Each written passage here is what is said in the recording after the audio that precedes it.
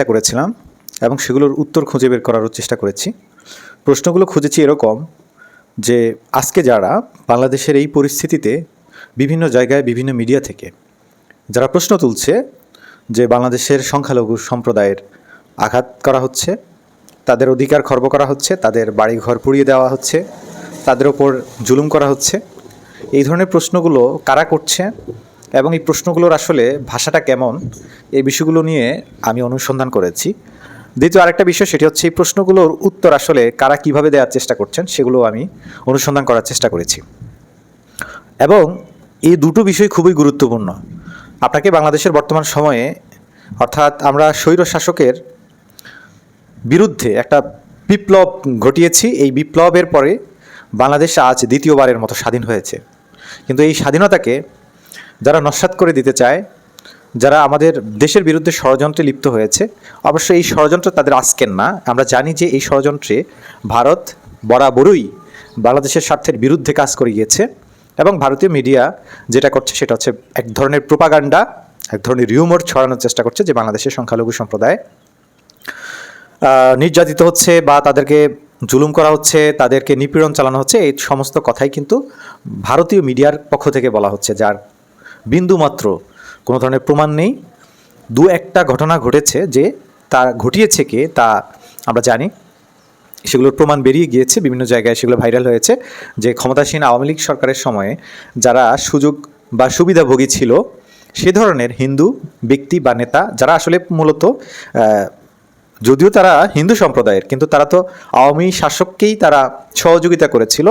এবং এটা অবশ্য তাদের রাজনৈতিক অধিকার বা মৌলিক অধিকার, সে যে কোনো রাজনৈতিক দল করতে পারে। কিন্তু সে এমন একটি দল করেছে যে দলটি একটি গণ অভ্যুত্থানের মাধ্যমে পরাজিত হয়েছে এবং দেশের শত্রু হিসেবে, দেশদ্রোহী হিসেবে চিহ্নিত হয়েছে। সেই দলকে যেহেতু সহযোগিতা করেছে, তাদের বিরুদ্ধে মানুষের ক্ষোভ থাকবে, এটা স্বাভাবিক।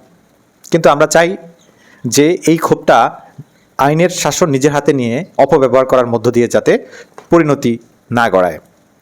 কিন্তু বাস্তবতাটা কেন অনুধাবন করতে আমরা পারছি না, যে বাংলাদেশের এই প্রেক্ষিতে এসে আমরা কেন আবার প্রশ্ন তুলছি যে হিন্দু সম্প্রদায়ের উপরে হামলা হচ্ছে কেন?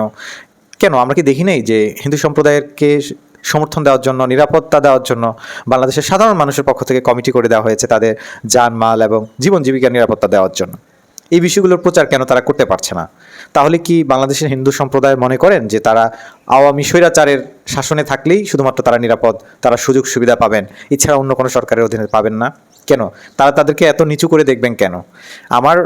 আমি বাংলাদেশের যেমনই নাগরিক, আমার যেমন অধিকার রয়েছে বাংলাদেশে, ঠিক তেমনইভাবে হিন্দু সম্প্রদায়ের কোনো ভাইয়ের বা যে কারোই সম অধিকার রয়েছে।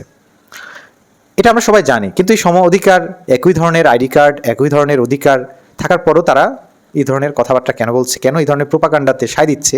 কেন বিভিন্ন ধরনের কর্মকাণ্ড করছে, যে কর্মকাণ্ডগুলো মূলত ঘাপটি মেরে বসে থাকা পরাজিত আওয়ামী দালাল তাবেদারদের দ্বারা সংগঠিত হচ্ছে? এটা বিভিন্ন জায়গায় প্রমাণ পাওয়া গিয়েছে। এর পেছনে কয়েকটা কারণ রয়েছে, যে প্রশ্নগুলো আমরা অনুসন্ধান করেছি এবং তার উত্তরও আমরা অনুসন্ধান করেছি, যে এর পেছনে কতগুলো কারণ রয়েছে। প্রথমত, বাংলাদেশের হিন্দু সম্প্রদায় একেবারে বাংলাদেশের স্বাধীনতা যুদ্ধ থেকে শুরু করে এখন পর্যন্ত তারা কিন্তু ভারতের অন্ধভক্ত। তারা তাদের সাপোর্টের জন্য ভারতকে পরাশক্তি হিসেবে মনে করে এবং ভারত প্রেম তাদের অনেক আগ থেকেই রয়েছে। এবং সেই প্রেম তারা বাংলাদেশের স্বাধীনতা বা সার্বভৌমত্বকে ছাড়িয়েও গিয়েছে অনেক ক্ষেত্রেই। এবং সেটা আমরা দেখেছি তাদের জীবনযাপন, তাদের কথাবার্তা, তাদের বাংলাদেশের সাধারণ মানুষের সাথে রাজনৈতিক বিষয়ে তাদের ঐক্যমত্য হওয়া, এসব বিষয়ে দেখেছি যে তারা আসলে কোন পয়েন্টে কথা বলে বা কোন পক্ষ অবলম্বন করে তারা চলার চেষ্টা করে। আমি চাইব যে বাংলাদেশের সাধারণ নাগরিকের মতো, দেশপ্রেমিক বাঙালির মতো বাংলাদেশের হিন্দু সম্প্রদায়ের মানুষজন বাংলাদেশকে ভালোবাসবে এবং স্বৈরাচারকে আর বাকি যে কয়জন মানুষ যেভাবে ঘৃণা করে তারাও সেভাবে ঘৃণা করা উচিত। কারণ যে দেশকে ভালোবাসে সে কখনো বাংলাদেশের স্বার্থ বিকিয়ে দেওয়া কোনো রাজনৈতিক অপশক্তির প্রতি তার কোনো ধরনের মায়া দেখানোর কোনো প্রশ্নই আসে না। বাংলাদেশে তারা অধিকারের কথা যদি বলে, বিগত সময়ে আমরা দেখেছি 64 জেলার 32টা থেকে 35টা জেলার ডিসি অথবা এডিসি হিন্দু সম্প্রদায় থেকে ছিল, হিন্দু জনগোষ্ঠীর নাগরিক ছিলেন তারা। তো সেটা তো অধিকার যদি বলে তারা তাদের ন্যায্য অধিকারের কথা, তাহলে তো ন্যায্য অধিকারের থেকেও তারা অনেক বেশি পেয়েছিল। তখন কেন তারা চুপ করেছিল? কারণ তারা তখন সুবিধা ভোগ করতেছিল।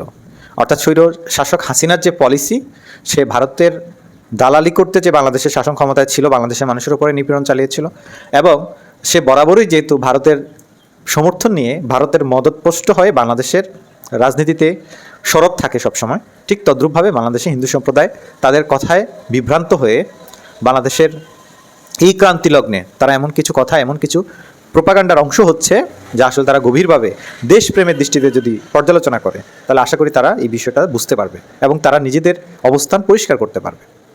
আমরা প্রতিটি জেলায় জেলায় দেখেছি যে প্রত্যেকটা জায়গায় যখন তাদেরকে জিজ্ঞেস করা হয় তাদের বাড়িতে হামলা বা ভাঙচুরের যে ঘটনা বা যে গুজবগুলো ছড়ানো হচ্ছে তার সত্যতা কতটুকু, কোনো ধরনের সত্যতা নেই।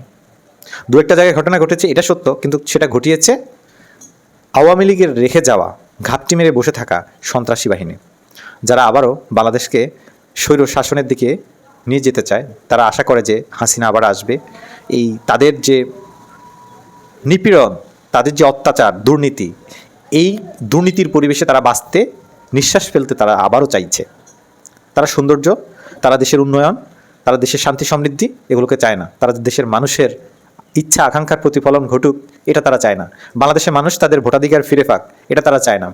যারা চায় না তারাই মূলত বর্তমান সময়ের এই পরিস্থিতিতে সংখ্যালঘু বলে বলে বা অসাম্প্রদায়িক সাম্প্রদায়িক এইসব কথাবার্তা তুলে তারা পরিস্থিতি ঘোলাটে করার অপচেষ্টায় লিপ্ত রয়েছে। আমরা আশা করব যে সুনাগরিক হিসেবে সুশাসনের জন্য দেশপ্রেমে উদ্বুদ্ধ হয়ে আমরা সত্যের পক্ষে থাকব। আমরা কারো প্রোপাগান্ডার অংশ হব না এবং কারো প্রোপাগান্ডার মিথ্যাচারে আমরা কখনো পথভ্রষ্ট হব না, সে প্রত্যাশা রাখি সবার নিকট। ধন্যবাদ সবাইকে।